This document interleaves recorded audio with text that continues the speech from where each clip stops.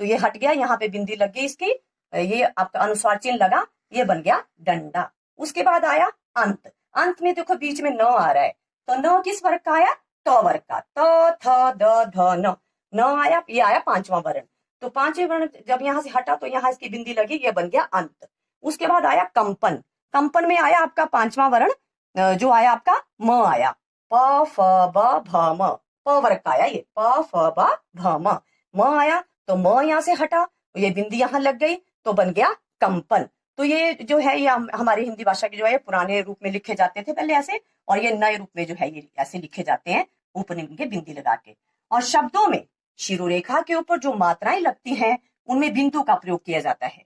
यह बात आपने हमेशा ध्यान रखनी है कि जिन शब्दों में शिरोरेखा, शिरोरेखा के ऊपर देखो मात्रा लगी है, मात्रा लगी है ना, देखो जैसे मैंने शब्द पढ़ा बातें, ये बातें हैं, बातें में आप में शिरोरेखा के ऊपर मात्रा लगी, तो यहाँ पे क्या आएगा? अनुस्वार चिन्ह यानी कि बिंदु का प्रयोग किया जाएगा। अगला है आपका हाथों।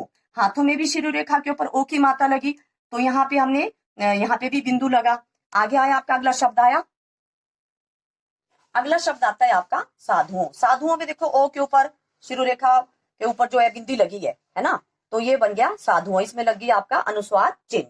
फिर आया अगला शब्द कारें। कारें में भी एक ही मात्रा लगी, तो इसमें भी आ गया अनुस्वार चिन्ह, बिंदु लगा। फिर आया सिंचाई। सिंचाई में छोटी ई की मात्रा लगी। उसके बाद खींचना। खींचना में बड़ी ई की मात्रा लगी शिरोरेखा के ऊपर, इसमें भी अनुस्वार चिन्ह लगा। उसके बाद आया छींकना। छींकना में भी आपकी बड़ी ई की मात्रा लगी छ पे, और इसमें भी बिंदी का प्रयोग किया गया। तो इस तरह से अनुस्वार शब्दों का प्रयोग जो है शिरोरेखा के ऊपर जो मात्राएं लगती हैं उनमें बिंदी का प्रयोग किया जाता है। अगला चिन्ह आता है आपका अनुनासिक चिन्ह। अनुनासिक वाले शब्दों में चंद्र बिंदु का प्रयोग किया जाता है, ये हमेशा ध्यान रखना आपने। जहां जिन शब्दों में अनुनासिक चिन्ह लगाए जाते हैं उनमें चंद्र बिंदु का प्रयोग होता है, और इसका जो उच्चारण होता है और नाक और मुंह से होता है, और इसमें शिरोरेखा के ऊपर मात्रा का प्रयोग नहीं किया जाता। मात्रा का प्रयोग देखो बच्चों, मैंने आपको पहले बताया था कि मात्रा का जो प्रयोग होता है अनुस्वार वाले शब्दों में होता है, इसमें शिरोरेखा के ऊपर मात्रा का प्रयोग नहीं होता है।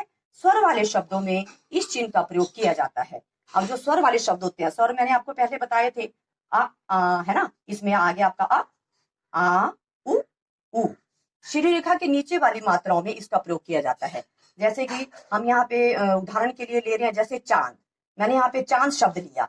चांद शब्द में जैसे आपकी लगी आ की मात्रा, आ की मात्रा लगी ना, तो यहाँ पे आ क्या लगा आपका? ये स्वर लगा, इसके ऊपर चंद्र बिंदु का प्रयोग किया गया। उसके बाद संवार।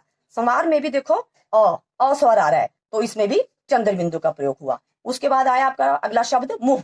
मुंह में देखो छोटे ऊ की मात्रा लगी, म पे लगी ना, तो ये भी स्वर आया, ऊ स्वर, तो इसमें भी म के ऊपर चंद्र बिंदु का प्रयोग हुआ। अगला शब्द आया ऊंट। ऊंट में देखो आपकी बड़े ऊ की मात्रा लगी, बड़े ऊ की मात्रा लगी, तो ये बड़ा ऊ जो है ये भी क्या है? ये स्वर है, ऊ स्वर है ना, तो इसमें भी चंद्र बिंदु आया। आगे आया बांसुरी। बांसुरी में देखो आ रहा है, यहाँ पे आ स्वर आ रहा है ना, तो आ के ऊपर बांसुरी, तो इसमें भी चंद्र बिंदु। कुआं। कुआं में देखो पहले ही आपका स्वर है, आ स्वर है ना, तो इसमें भी चंद्र बिंदु। और इसी तरह हंसी। हंसी में भी देखो अ स्वर आ रहा है, तो अ स्वर, इसके ऊपर भी चंद्र बिंदु लगेगी। इस तरह से अनुनासिक चिन्हों में जो है हमारा चंद्र बिंदु का प्रयोग किया जाता है।